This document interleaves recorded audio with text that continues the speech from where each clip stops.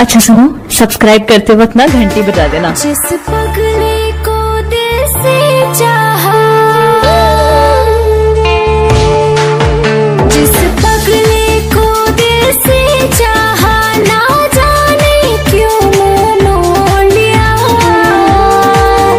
इस बच्चे दिल को बेदर्दी ने दो टुकड़ों